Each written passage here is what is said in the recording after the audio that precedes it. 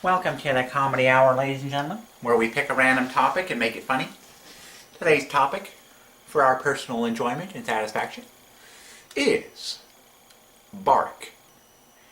Yes, bark on trees. That is our subject for tonight. Are you ready for the Comedy Hour on bark? Let's go instantly. Bark. As in the bark on trees, not the bark of a dog. That would be far more annoying than the bark on trees. I mean, the bark on trees just sits there and is. It's a sense of being and insight in bark on trees. But the bark of a dog is just annoying. So we are talking about the bark on trees tonight for the Comedy Hour. Tree bark, to put it another way. Tree bark is our subject tonight. Yes. Tree bark. Have you ever wondered what the life of the tree bark must be like? The life of the tree bark. They must stand and compare themselves with each other all day long.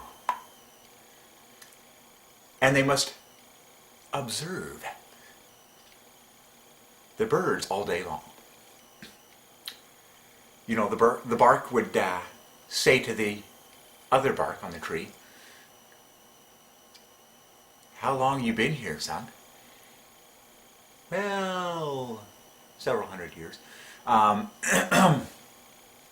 But from what I understand, tree bark is one of the most unknown, useful entities in the story of mankind. Like if you were taking your son on a walk through the forest and you were teaching him the stories of the great past. You were walking through a big grove of trees on the left and a big grove of trees on the right. And you're walking through a grove of trees down the middle. And the bark is just like ancient and aged and like looking down upon you and your son as you walk through the grove. You would be like, "Son, where'd that boy go?" And the boy's off playing in the woods because he's so bored of his, the stories of death. But, son, allow me to tell you the story of the great bark. And what it has hitherto meant and been and caused and given to our forefathers and all men of all creeds and all nations for all time, son. So, listen now. Listen as I tell you the story of the great bark and what it means to you and your future offspring and generations. This is important, son. So, take a deep breath.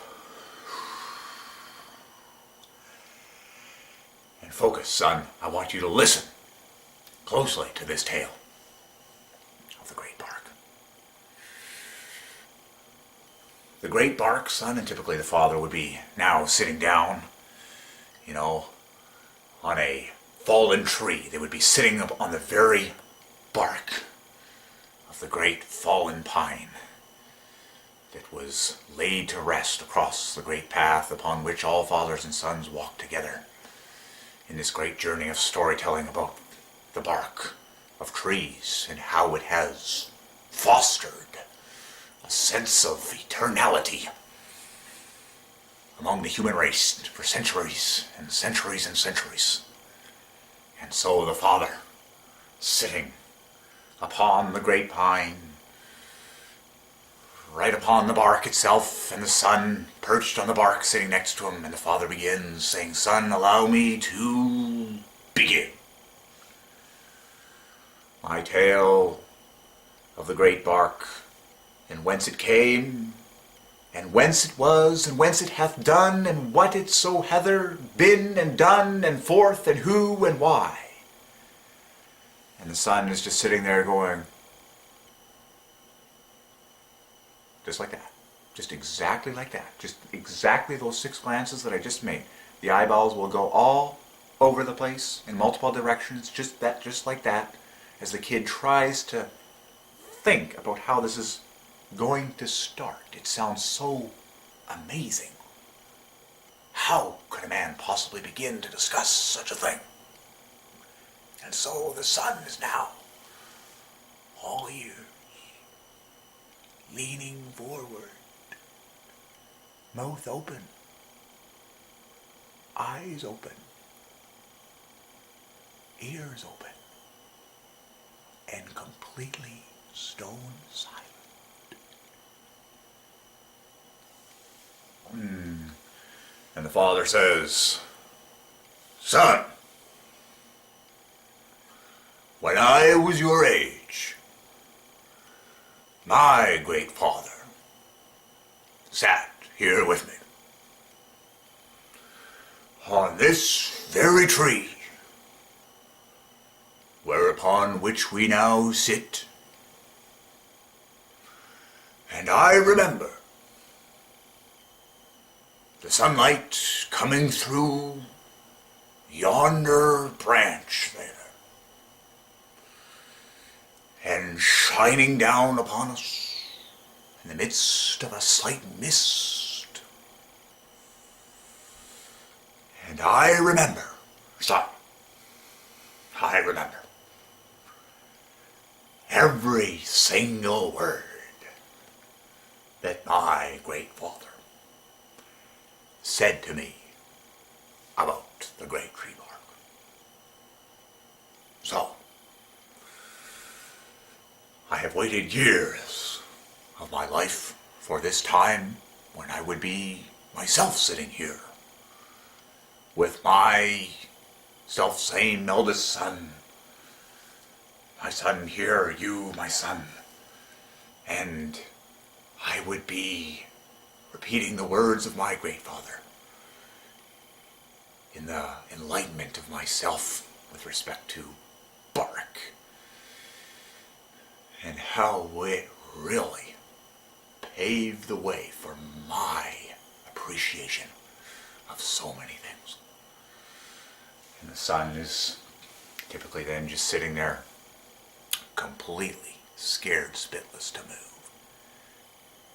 He's completely stone still and completely in awe and wonder.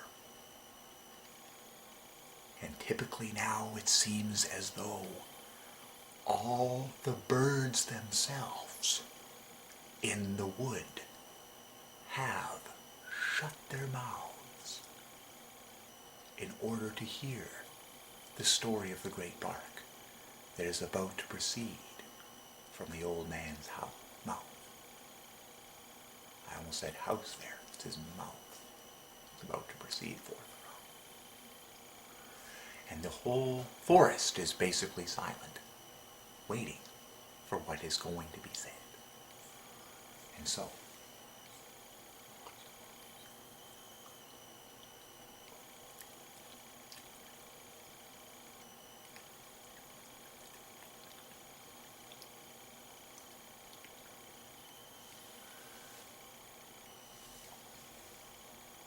"Son," begins the father,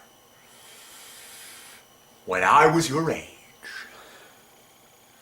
I thought bark was nothing more than bark.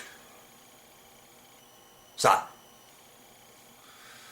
I honestly thought that bark was nothing more than bark. Son, I thought that bark was nothing more than bark." And the son says, in his mind, "Dad, you just said the same thing 3 times in a row." And the dad says, Son, there's a reason I'm really starting dramatic this way.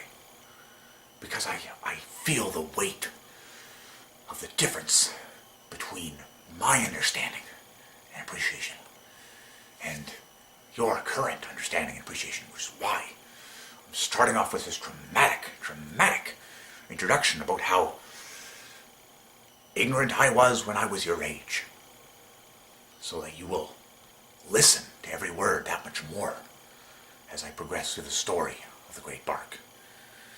So, son, when I was your age, I thought bark was nothing more than bark. That it was nothing more than bark, that it was nothing more than bark. Well, now, I know otherwise. Let me tell you, my son. Let me tell you. Do I ever know otherwise now? Like, I know bark. Like you wouldn't believe, son. Like, if you want me to talk bark for hours, I will talk bark for hours. And, so my son, allow me to begin the story of the great bark.